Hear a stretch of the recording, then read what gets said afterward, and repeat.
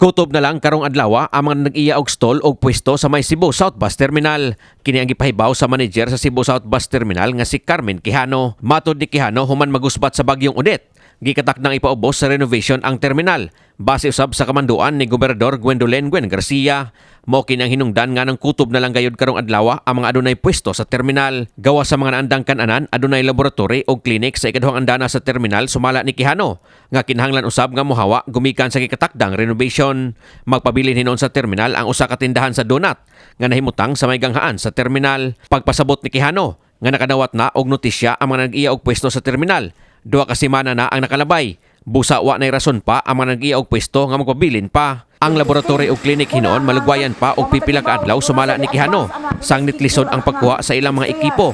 Apan ang mga kan-anan kutob na lang gayud karong adlaw. Kun unsa ang plano sa gobernador sa higayon nga mahuman ang renovation, wa nay kasayuran si Quijano kalabot niini. Hinungdan nga dili siya makatubag sa pagkaron. Mahimo ba nga mo apply pagbalik nga matagaan og pwesto ang mga mapapahawang mga stallholders? Nasayran nga mga nag-iya og pwesto sa terminal. Nag-abang og GIS ngadto sa 40,000 pesos matag buwan. Pas lang ubanan na pay pagkaon, ang uban gikuha ng tanang butang. Di makakaguwa og di kakabayad, mga clearance. Pero mo I just kanang want to tell you nga ang kanainuong tanan nga bang diya kinahanglan bayad gyud before nga muguwa ka. For the reason dili man ta matag og clearance. Dunalay mga part ana nga medyo madilatan na pagguwa kay ang ilang mga butang murag lisod lukahon ba.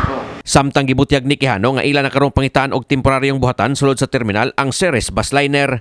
Kini gumikan kay sila usab kinahanglan nga mohawa sa ilang opisina sa ikaduhang andana sa terminal.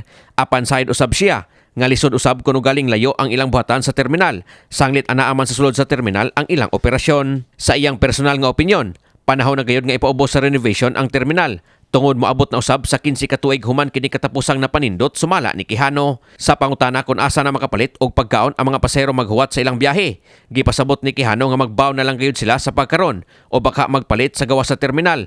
Sanglit ginadili man usab ang ambulant vendor sud sa terminal.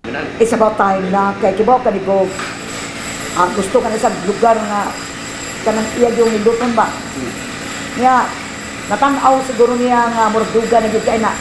Nga dagan sa projection nga iyang earphone ana kaya iya pa nang bitanaw kung sa dili ba ta makakansi ana gikan aning atong musligahanan. Kini si Greggy Magdadaro alang sa My TV Cebu.